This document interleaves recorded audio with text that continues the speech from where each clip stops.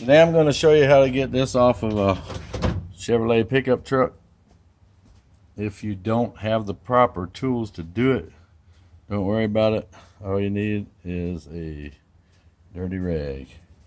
Take the rag, stick it in there as such. I don't know if I can get this or not.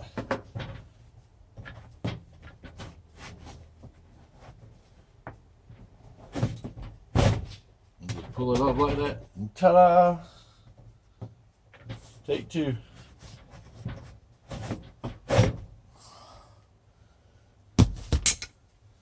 Take three, go the other way.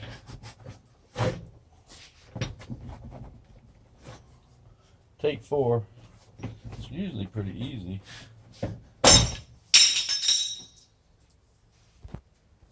I rest my case.